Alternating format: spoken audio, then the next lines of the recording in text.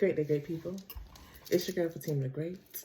And I don't have a reading right now, but I just wanted to share something with y'all. So today I received an oracle deck from one of my beautiful goddess sisters, Lady A, or Ayana Kenyatta.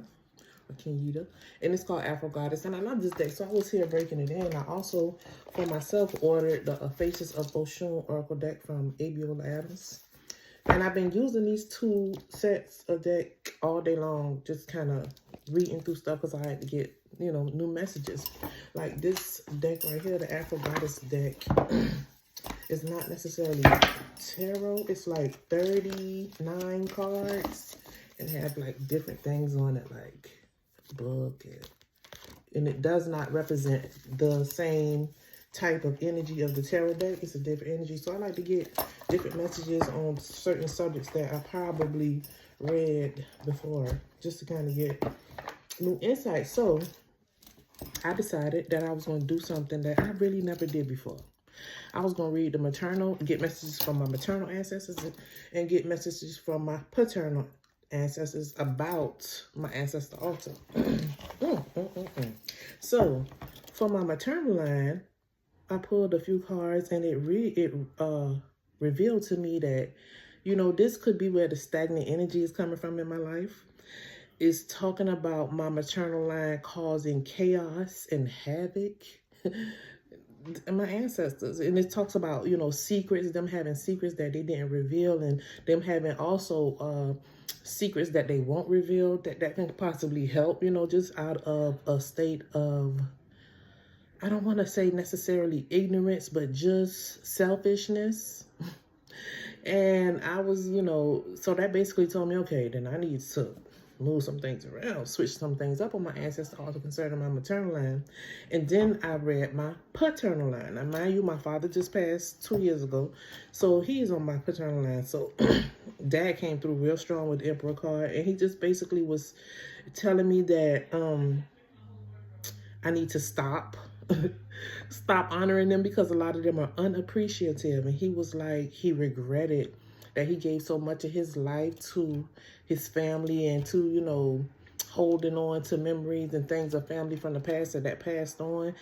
And because a lot of those things that he held himself accountable for, it really didn't concern him. And instead of him fully chasing his dream, he was kind of holding himself back by making sure that, you know, his family, concerning like his mother and, you know, his elders, were okay, you know, even down to the wife, even down to the children, you know what I'm saying? So he's passed over, and at this point he's giving me the message to kind of focus on myself. Self-love came through. Self-love. And basically the message was to switch my ancestor altar for a self-love altar, because as I honor and love myself, I honor and love my ancestors also. This all came through in the reading from my dad. He was really giving me the meat and the bones of the situation. And also he told me to meet him in nature. He told me honor him in nature. To honor him in nature. That he'll meet me in nature. And I asked, you know, why nature? He's like, because that's where he was happiest.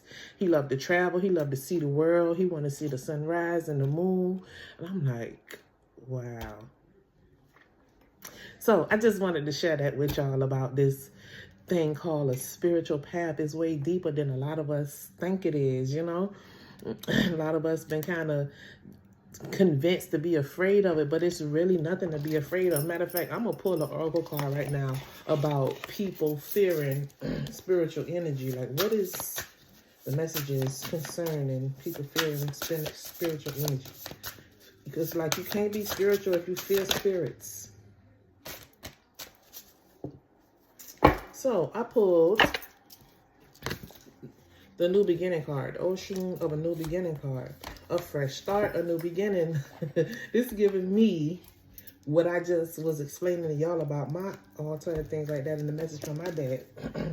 So I'm gonna just keep on going. Clarify this Ocean of the Dawn card, this New Beginning card, this fresh start card is clarified by the Tower, number 19. Now, let me let you know that, like I said, these cards are not connected to the tarot deck, so this might have a whole nother meaning. The card at the bottom of this deck is the Coffin card, and we was talking about the ancestors. So it's time to bury something, to let something be buried, to put it in the earth. And I'm going to read the meaning of these cards because these two decks are still fairly new to me. This one I received today from my sister, Ayana Kenyita, or Lady A. Me, her, and Sulima, or Mama Sula, what I like to call her, was hanging out today, and she always come bearing gifts. She always have the best gifts, and I just love it. She gave me this. She gave me a whole lot of other stuff. But anywho, let's get in and read the Ocean of the Dawn, the Fresh Start card. And this is coming from my Faces of Ocean Oracle deck by Abiola Abrams. This is a fairly new deck to me also, and I love it. I absolutely love it. So we're going to read this card, and then we're going to move on. This is kind of giving me the conclusion of what I was kind of telling you. It says, get ready, gorgeous. The challenging phase is finally ending. The challenging phase. Did I say that right? The challenging phase is finally ending. Phew. Here comes a fresh, new, exciting opportunity. Ocean of the Dawn signals renewed hope. You have invoked the energies of optimism and renewal. Embrace the possibilities. Now, renewal. The message was to switch my ancestor altar for a self-love altar. That's new energy. That's renewal. Like, that's opening the doors for new possibilities. Instead of, you know, like my father said, feeding my energy and my conversation, you know, and even my love to connections in my bloodline that are unappreciative, that might not even have been recognizing me. And that's probably why, you know, certain blockages have been on my path. You know, and it ain't got nothing to do with no outside influences. It's all within your own blood. Sometimes your bloodline just might not be the best path for you to follow. You know, my maternal bloodline is Christian, back to my mother's great-grandmother. You know, she was Christian. And my father's bloodline, he traced his blood. He was already Muslim when I was born. You know, they had already converted to Islam, I think. Islam, not the Nation of Islam, but the other kind of Muslim. And he said he did that because he traced his roots back, and he traced it back to his great-great-grandmother being Muslim, you know. So the path that I'm choosing to be free of the feathers that bind, you know, to be free of the restrictions that religion put on you, and to kind of follow the path of enlightenment, or the path of my heart, or the path of the light of the Creator. You know, my family could not agree with that, and they could probably want you to pick a path that you align yourself with, it just like they aligned it themselves. And but my father, who was also a Muslim, is really telling me, like, that might not be the best thing to do. The best thing for you to do is you. Whatever makes you happy, whatever floats your boat, because you are feeding your energy to your spiritual lineage, and they might not even be appreciating. You might even be fueling the chaos that you are experiencing in your life by feeding a certain lineage. Like I said, my maternal lineage, it's a lot of things that, you know, went on in my maternal line, especially with my maternal grandmother. You know, it's a lot of things that we don't know about, but it's a lot of things that we speculate about, or we laugh about in the family. And, you know, it's just, at this point, maybe it's calling for me to step out of line. That way I can reconfigure some things. And when the line activates again, it might be on a better path. Anywho, let's read. Let's finish reading. Shed old habits, outdated beliefs, and anything holding you back from your true self. Y'all hear that message? Tell me that's not in alignment. This aspect of our goddess clears away the shadows blocking your path. Oh my goodness. Look, come on. She often appears when you're on the cusp of a significant change. Whether it's in relationships, career, personal growth, this is your time. If past relationships had left you jaded or cautious, reopen your heart. Pause. Jaded or cautious? Because I'm not following the path that they followed. So sometimes you receive whispers of messages that might even activate fear within you. and you feel like, okay, I need to do something, or I don't want to get in trouble, or I'm trying to describe the feeling, but it's coming off as like, even when you did, some people, you think about your mother, and you think about, okay, I'm doing something different than what my family doing. How are they going to accept it? Why does that matter? It should not matter to you. What should matter is you. You. It won't even matter to your children when they get older, because they're going to do what they want to do. Let me keep going. Don't hesitate. Hold on. Let me go back up. She often appears when you're on the cusp of a significant change, whether it's relationship, career, personal growth, whatever. If past relationships have left you jaded, cautious, reopen your heart. Don't hesitate to explore new career paths, start a new project, or invest in something that resonates with your heart. If you've been struggling with health issues or mental fog, healing is on the horizon.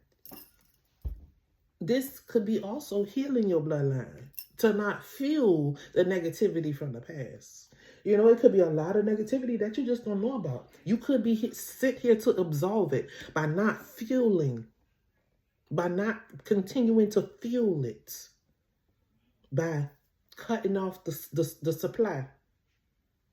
You might need to begin to, like I said, pour your energy into you, because we have always been,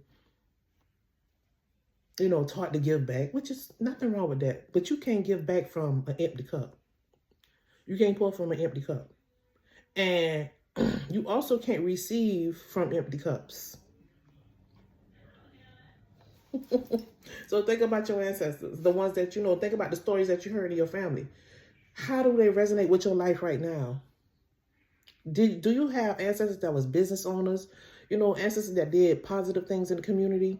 Or was your ancestors drunks and they fought all the time and they don't know who the baby daddies is? And did they get shot, stabbed? That's an energy that we need to stop fueling and transform it into something else. Let me keep reading. Where I'm at. Okay, that's enough of that. I'm going to read the Tower card, number 19 in this book. Number 19. It says the Tower. Although sharing their name with one of Tarot's major arcana cards, this Tower has an entirely different meaning. Here, the Tower represents isolation, confinement, and protection. Isolating myself from these ancestral negativities. My father just came through with a message for me. Thank you, Dad. Daddy, because I don't call him no dad. Thank you, Daddy. To be alone in a tower, either by choice or by force, would be a riveting experience. Would solitude and peace inspire you or drive you mad? Either way, the time will pass, but what would you have done with it? It's just telling me that I need to get in hermit mode. You know, we always are in the energy of receiving. Sometimes you need to shut down and take a fine-tooth comb through what it is that you already know. Who it is that you already are. Exactly. Like they saying to find the blessings in your blood. Find the love in your blood. Find the success in your blood. Ooh, because it's enough of the trauma that we've been grinning and bearing. No more grinning and bearing the trauma. It's time to let the trauma go. And it's coming with isolation, shutting out the outside noise, focusing on what you see, your connection. Because a lot of our ancestors gave their spiritual power away to religions.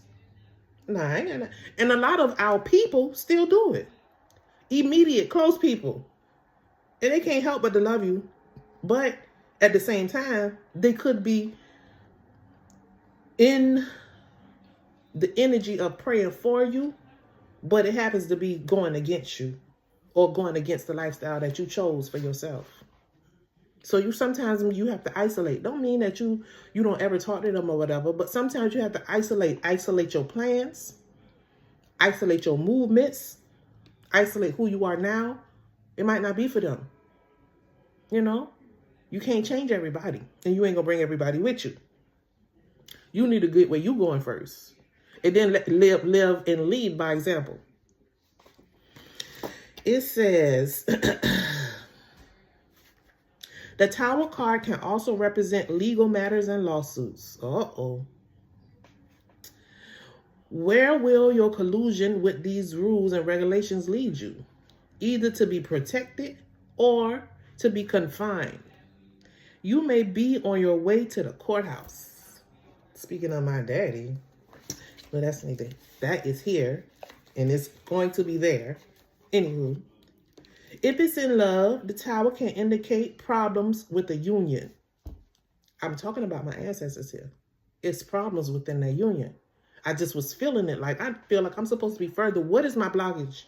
It ain't that somebody outside doing something malicious to me. What you connected to spiritually. Everybody ain't supposed to go back and do what their ancestors did, because the ancestors could have made such a major mistake by not following their forebearers. And I look at forebearers as your initial spiritual energy.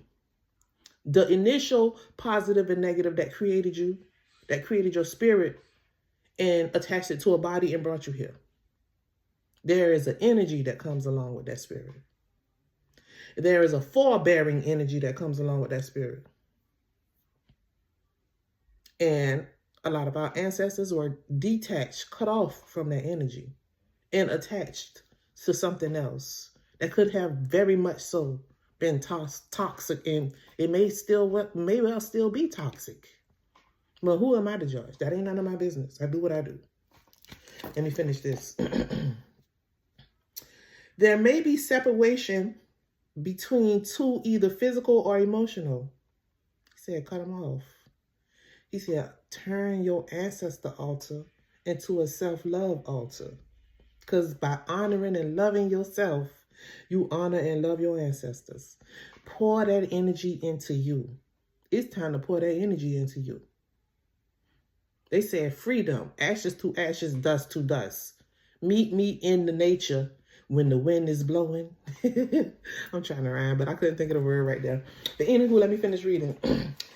Feeling of isolation and loneliness may be the result. For only the true prince can recognize Rapunzel from the tower. I don't know what that means. In Korea, the tower can represent the company that you work for or being self-employed.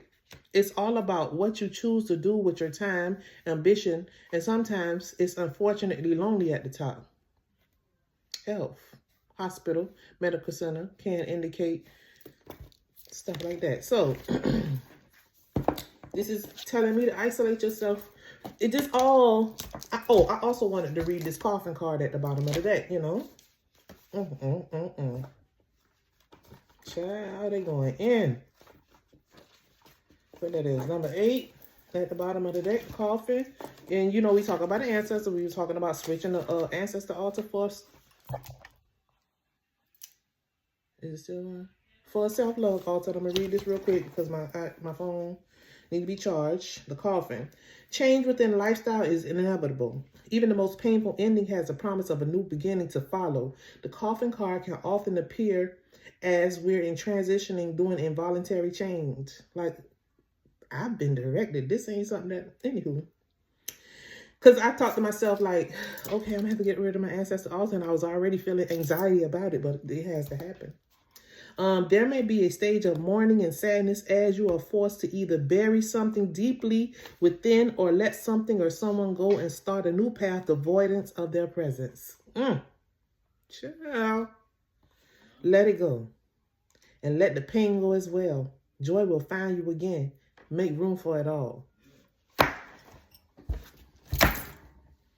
Excuse my ashy lips, y'all. And I had to get this message out real quick. But you see what I'm saying? I hear you. I hear you. I just wanted to share that with y'all. Y'all have a good evening.